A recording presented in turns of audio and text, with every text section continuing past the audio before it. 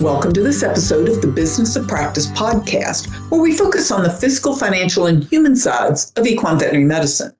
In this episode, we're talking about courageous conversations with Colleen Best, DVM, PhD, CCFP.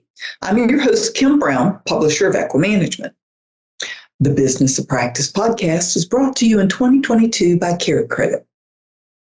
Dr. Best's PhD research focused on relationships in equine practice, including veterinarian client and referring veterinarian specialist communication. Dr. Best operates her own business, Best Vet Coaching and Consulting, in Ontario, Canada.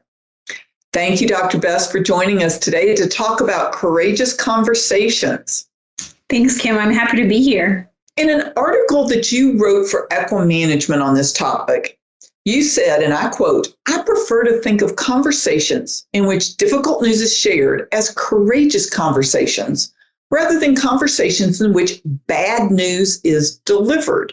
So can you explain a little bit of that to us between the courageous conversation and just delivering bad news? Yeah, and for me, I think some of this is a fundamental shift, involves sort of recognizing what's happening. If we think about delivering bad news, literally think about like a courier dropping something at someone's front steps. So literally it's like, I have something for you, it however it came to be that you ordered it or it was headed your way, such as it is, but I'm going to drop it and go. My job was strictly to deliver it. As opposed to in a courageous conversation where there's this interactive, dynamic partnership piece. And again, I think that sometimes we do say like, oh, I have to tell them something, right? Whether it's a client or a staff member or anyone in our lives, oh, I need to like deliver this news. And while that may be true, I think that we diminish our role and our power and the potential if we think about it, I just need to sort of dump and run versus, hey, this is probably complicated. Right? Like whatever pieces of it, especially around bad news, especially if we think it's going to be upsetting for someone else, like this is complicated. And so when we ask ourselves, like, what's my role? Well, if I'm delivering bad news about, a patient outcome, like a patient diagnosis, my role is, yes, to tell the client what the blood work said or the ultrasound showed or, results of the X-lab, et cetera. But then it's to help them like problem solve and for us to create a path forward together. And again, with our teams, we think I might have some feedback for one of my team members. But for me to think that it's only my side of the story that matters, right? Or I have a package, but they probably have some information around what happened, some feelings, some thoughts. And so to focus solely on me delivering ignores the needs of the other person. So by turning it into a conversation, we really start to recognize that both people are important. Both people need to contribute. Both people have some stuff to work through to get to the other side. That's a very good description of that. I appreciate you sharing that with us. And you had also mentioned in what you were just saying that, okay, so this may be the conversation maybe with a client, or it may be with a staff member. And sometimes I think we forget when we're telling staff members things that maybe it needs to be a conversation instead of a delivery. I think this one is really important to acknowledge. And when we think about what is meaningful for any type of team member, or even for ourselves, one of the things that most people need to a certain extent is some control over their own, right? Some autonomy. And so when we're sharing feedback or when we're sharing, again, the outcome or the decision after a request, it's not a very good feeling to think that, that's it. Like this is the news and we're done here. That's not collaborative. It's not collegial necessarily. It doesn't support the other person's understanding of why a decision was made. It doesn't help you understand the impact of the decision which may in turn have downstream consequences, or it might have immediate consequences. Oh, I didn't realize that when you asked for that vacation time, it was because your sister's getting married. Yes, it was inconvenient, but now that I know that, we will make another plan, because I would hate for you to miss that critical event, or you're needed to babysit your one of your nephews while your sister's giving birth or something. There are times when we make a decision or we think we have a package to deliver based on an incomplete set of information. So if we get focused on the delivery, it's like not checking the packing slip when it comes, right? And then you're like, I didn't order this. Shoot. And again, there can be short and long-term consequences. So when we focus on a conversation, we start to help manage the relationship in a more meaningful way. We decrease the risk of negative consequences. And even if the answer isn't what somebody wanted, hopefully we're mitigating fallout. That's perfect. So how do you, ahead of time, set the stage and think about the content of a conversation that's not going to be maybe accepted very well, whether it's a client or a staff person? One of the first things I look to do is I look to manage myself, because we all tell stories in our heads. It's just part of life. And I will often tell a negative story about how I think someone is going to respond. And if I don't challenge myself about that story, then I'm already putting negativity out into the world about how that conversation is going to go. So I try to sort of, again, question myself and say, well, this could go any number of different ways. And we're going to focus on being responsive, compassionate, empathetic throughout. I also really look in that sort of setting myself up to look at what am I responsible for in the equation. I tend towards the over-responsible side of things. And so one of the consequences of that is I start to own more things that are mine. Yes. And when I own more things that are mine, I also try to control more things than are mine. And so going into a courageous conversation, there are things I can control, like how I show up when we have the conversation and so on. I cannot control how the other person responds. And oftentimes, especially with clients and our patients, I can't control what I have to say. That's crap, the horse did their dispensary. That was not in my control. So I try to help myself remember that so that I don't get stuck in a guilty, sort of shame spiral in the conversation, because that doesn't help me put the focus where it needs to go, which is onto the client and the horse, whatever that is. My focus doesn't need to be on how crappy I feel. Yeah. So again, first things first, I try to manage myself, because that's who I have control over, which I remind myself of sort of on an hourly basis. Yeah, those negative pre-conversations in your head are always difficult to then make yourself stop, rewind, and say, okay, I need to go into this more open and sympathetic and listening, which I'm so guilty of. Yeah. I think we all. And I think especially when we sort of know the other person, whether it's a teammate or a long-term client, we're like, I know this is going to be really hard. And when you start to use the word know, it's a bit of a warning light, right? We don't know things.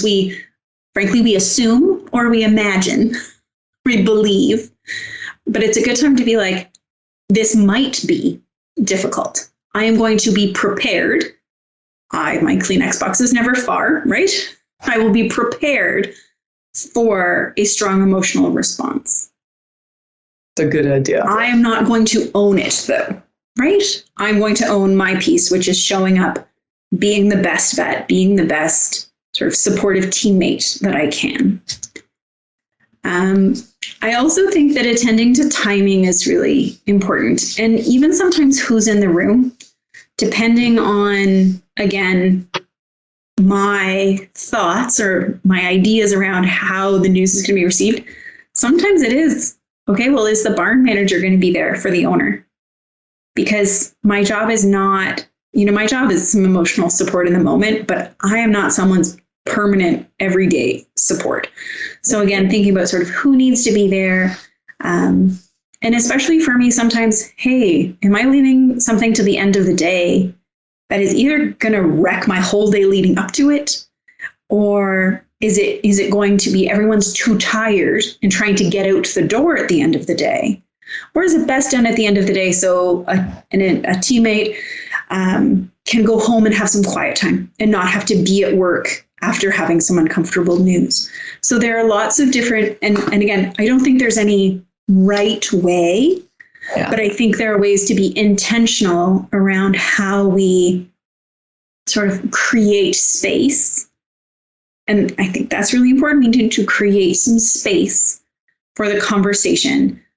Again, so that it's a conversation. It's not a dump and run. Because if we don't create space, then sometimes we are stuck at dump and run. And again, negative consequences for everybody. Yeah. That's a great way to put it. So also, I know that you're very big on nonverbal, what is not said in these type of conversations. So how do you kind of get yourself ready for that? And what do you need to think about as far as nonverbal cues that you're giving to either clients or coworkers when you have to give them some news they're not going to be happy about? Yeah. And I think this is important to appreciate that we have nonverbals when we're face to face. We also have nonverbals when we're on the phone. On the phone, we have our paraverbals of our speed of speech, our tone, etc. So don't think that you can escape the nonverbal situation by doing a phone call. It does not work that way. But, I mentioned earlier sort of the negative stories I tell in my head about how it might go. One of the critical reasons I need to manage those is because they will shine through on my nonverbals. So our nonverbals tell a story of our emotions, and our words tell a story of our sort of purposeful thoughts. And when they don't align, people trust nonverbals. So if I have an underlying this is going to go badly, it's going to blow up in my face, they're going to yell at me, I am likely to create some of that nonverbally with hesitation, with a lack of confidence, with, again, shirking or shrinking away, as opposed to if I can find a way. And again, as someone who's pushing 40, my imagination is not as strong as it once was. But if I can engage my imagination, think of a way for the conversation to go well. Even with crying, even with tears, but we find our way through it, and they feel, sort of safe and secure and heard, and I feel like we were able to have a meaningful conversation. That helps to set my nonverbals up for success. So again, that minute, and I also do silly things like I'll power pose. If you haven't seen the TED Talk by Amy Cuddy, I suggest you have a look. Or, I'll take some calm breaths. Like I will leverage mind-body techniques. I will watch a silly YouTube video. I will try, if I'm really upset, sometimes the timing means that I need to wait. So someone once told me, again, I'm from Canada, so we take our hockey quite seriously. And they said the coaching rule and the parent rule in kids hockey is if there's an incident, all you're allowed to say for the first 24 hours is, I would like a meeting. That is all. And sometimes I think that's a meaningful lesson, meaningful thing to take away. I'm really worked up. This is not the time.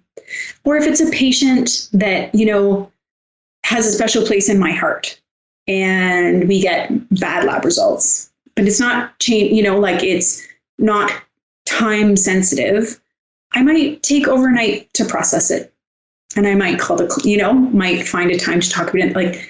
Again, so I'm not still feeling like I'm going to cry and I'm not coping. Right. So again, making sure that we're taking care of ourselves so that we can be that responsive partner with the other person. We found our stability can be important. The Business of Practice podcast is brought to you by CareCredit. CareCredit keeps equine veterinarians at the heart of care by providing horse owners with simple, budget-friendly financing options. By bridging the gap between cost and care, CareCredit supports healthy financial relationships between veterinarians and their clients.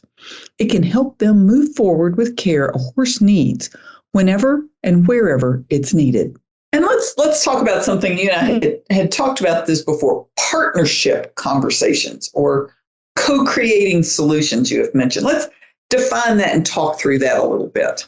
So partnership is sort of one of my favorite things to think about in communication, but also, in practice and in teams, which is the sense that, let's think with clients. So with clients, they're definitely not the veterinarian.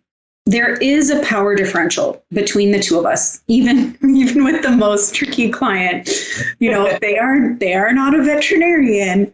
So it's really important, if and when we have difficult news, whether that's, relating to an injury, relating to the cost of care, relating to declining a request. But it's this idea of, even though I'm going to tell you something that you didn't want to hear, right? Like I don't have what you wanted. I'm still here with you. We're still going to sort it out. And we can find our way through this. So again, if we think of delivery, courier, I'm just going to drop this on your step. And so you're left holding this really tough news with no idea what to do with it. And you're on your own. And, then you probably start crowdsourcing, right? And you start Googling and you start doing whatever else.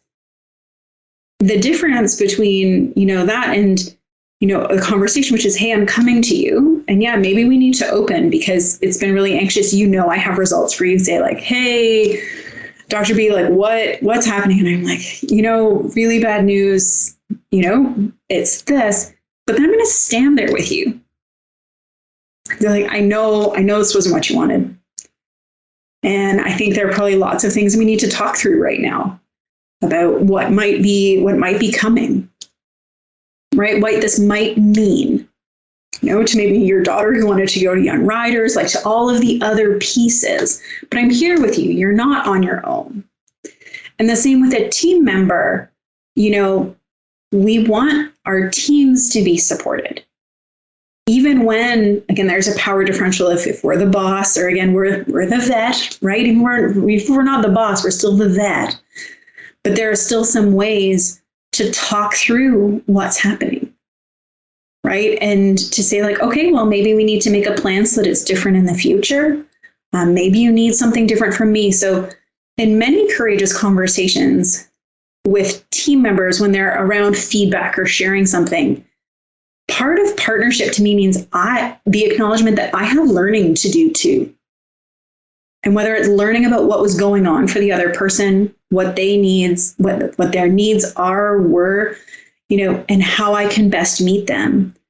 Delivery person says, I did my job. My job was just giving this to you. Partnership says, hey, we're going to work through this together. And in a team setting, part of that for me is acknowledging I might have some work to do here too. Because maybe we did get the orders mixed up.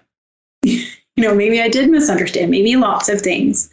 But in a team, it's important that we work through that. And so partnership says, I'm committed to being here with you and just seeing this through with you. Even if it is just standing here with you while you work through some tough emotions, right? But I'm here. And we'll find our way. You're not alone. It's a really powerful thing. That is great. And how does empathy fit into this?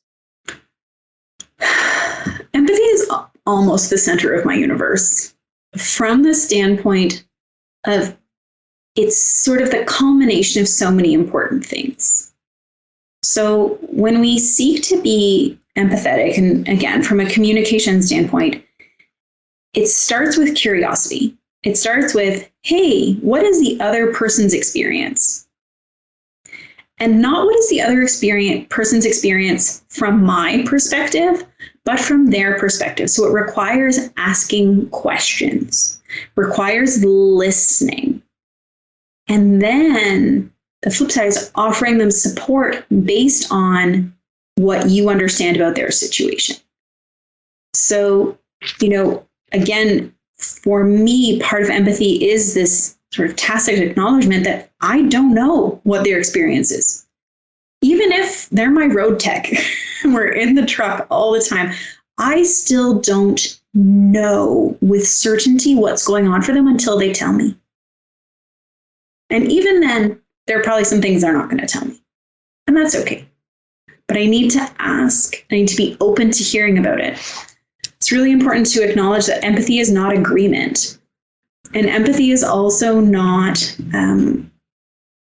doesn't negate sort of a consequence or a change in behavior. So we can say like, hey, that sounds really tough. And my kids are 4 and 6 right now. So we have all feelings are okay. Cool. All feelings. Any emotion you've got, totally fine. All actions are not okay. So hitting your brother when you're angry, pass. Nope, not good. Throwing something, also unacceptable. But the frustration that you felt, very acceptable. So again, sometimes empathy is about understanding the underlying pieces, acknowledging those so that we can get to what now. That acknowledgement releases some of the intensity around those feelings and allows for sort of the logical thought to follow. When we don't acknowledge, the person, is sort of still alone, still in their silo, and can sometimes just be stuck in that tough place. And even though we might really want to get to, how do we move through it? How do we solve this? Without the acknowledgement, without the empathy, it's unlikely that they're going to be ready to join us on the planning forward side. I used to try and teach my girls that they had decisions. Yes, they can feel upset, they can feel angry, they can feel needy, they can feel whatever, but there's a consequence to what they decide to do about that. And the consequences can be good or bad, but they have to own those consequences from their decisions. So that's hard, but I think it set me up better, I think, as a manager, to be able to talk to staff about, okay, well, you chose to come in late 3 days this week. That was your choice. You've given me no reason why you've done this. You know that you're supposed to be here at 8:00 because I need you answering the phones. And the consequence of that is, you're going to have something go in your personnel file or whatever. Mm-hmm. And, again, the conversation that goes along with that is important. Well, my kid's been sick, my sitter's been sick, my husband left, whatever. Mm-hmm. There needs to be room for that. But her job is still to show up at 8:00. And if she can't, the consequences are still going to be there. So how do we work through this in order to allow you to have that room, but still cover the duties of the job? The both and can be hard to hold. Yeah. Right? It's the both and. So, oh my God, like, hey, you've been late 3 times this week. What's going on that's not like you? Okay, so we're starting a conversation. Yeah. And they say, yes, it's been COVID, right? So daycare's been closed. My partner's been planting. Like, I've just been really stuck. I'm really sorry to hear that. Like, you must be feeling like pretty stressed out. I know your job's important to you. Yeah, I am. I've been really worried. Okay, how can we figure this out? And it might be, and again, this is the tricky part of sometimes bad news is out of our control. Sometimes it's within our control. So you might need to decide, in light of this additional information around why this person has been late, am I going to put a note in their file or not? And either way is fine. you do still want to work through it constructively because it's not the same as being ready for them to walk out the door. And so we also don't want someone who's having a hard time to feel not heard, to feel not cared about, and to sort of to start checking out, right? Well, if they're going to be hard-nosed about it, then I'm going to start looking for a new job. I'm going to be disengaged. I'm not going to care. They don't care about me. I don't care about them. That's in the vast majority of cases, that's not what we want, right? Because that also starts to build toxicity for our entire team. So we want to think about how, the decisions we make, and it may be, but we also went through this last year, the year before, so the letter's going in, but I do want them to know that I do really care, that I'm a working mom too, that I understand these things aren't easy, and we plan forward so they do feel supported, right? And we've worked through what can feel like insurmountable problems on their own. Okay, so do you need to come in? Do you need to come in at 9:00 next week for the week? Because that's what, and then we'll get back to, we'll check in at the end of next week and we'll see if we can go back to 8. And that might, how do we sort it out together? Because again, sometimes we can accept an immediate bad consequence. Sometimes we can't. And sometimes we do a little bit of both. We put a job ad out quietly and we try to work the problem at the same time. Yeah. And again, there's so many different scenarios. I just threw that one out there because, it's real these days. There's so many people who have other issues going on in their life that even though our company, you need someone at your front desk answering the phone at 8:00. So how do you figure that out, knowing that this person, like you said, has issues that you didn't even know about because they didn't tell you? Yeah. And it's that both and, right? Hey, this is hard. I care about them. I care about my business too. And maybe it is, we'll forward the calls to your phone, right? There are lots of creative solutions, especially in the current labor market, which should not underestimate how difficult the current labor market is making things.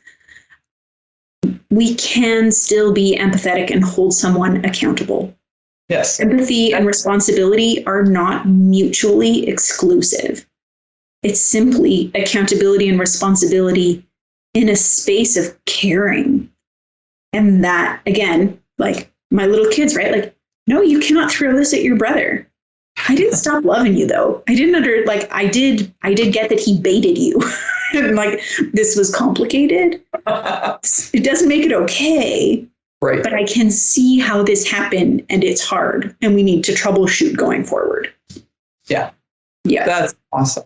So is there anything else that you would like to talk about, Dr. Best, when it comes to these courageous conversations? And I love how they're titled that, because it is courageous to know that you're not going to go in and just dump bad news and leave, that you are going to participate while not taking the burden of it yourself. I mean, that's a hard line.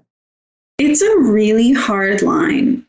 And I think some people laugh at the idea of a courageous conversation. And they're like, really? Courage is they sort of put it up on a pedestal to be in case of emergency, break glass for courage. And I'm over here man, every day takes courage. So I think it's important to appreciate that courageous conversations happen all the time. And it's helpful to recognize them and put some intentionality around them.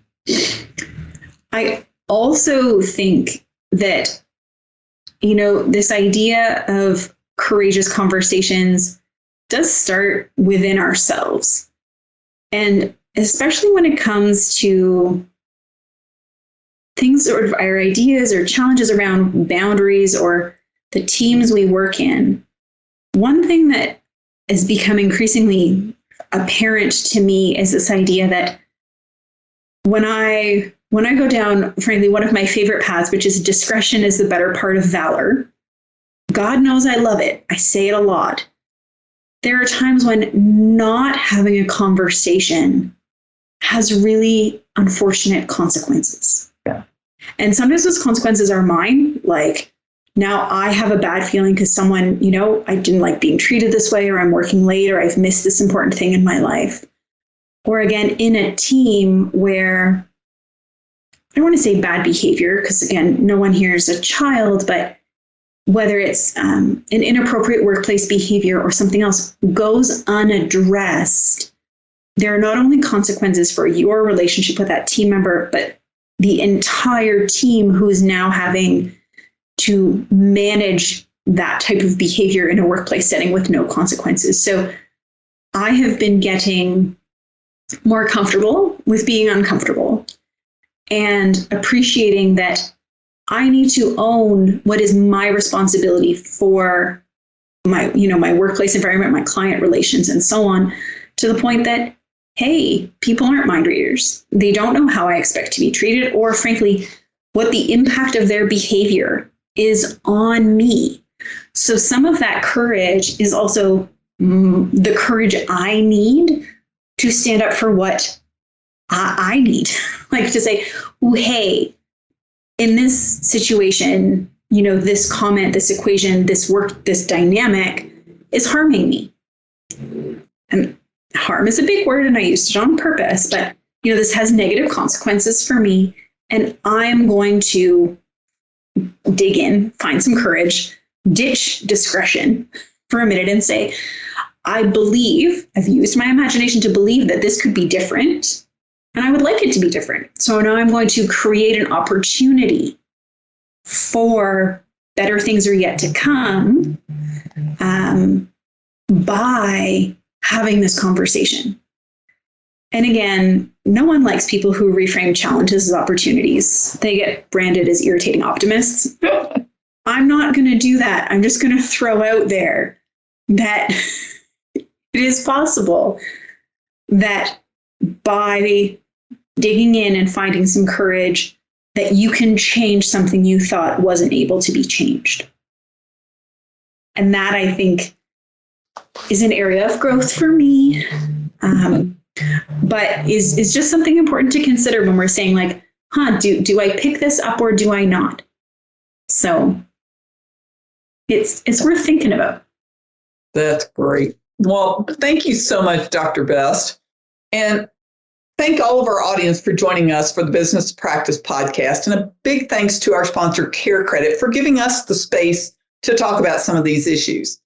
And I'm going to close by a quote from this article that Dr. Best had written in Equimanagement. And if you go to equimanagement.com and look up this podcast, I will put a link in there to that article if you want to read more about courageous conversations. But Dr. Best said, sharing difficult news is never easy, and courageous conversations require courage. No matter how many skills you use or how well prepared, Dr. Best reminds us to take our time, set the stage effectively, establish partnership, and be empathetic.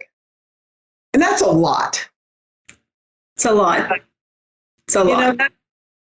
That's part of our growth for ourselves. And it's okay when it's not perfect.